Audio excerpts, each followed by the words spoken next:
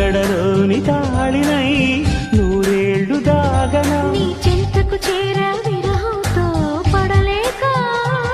నువ్వు మెత్తని పరువం రాసింది శుభలేఖ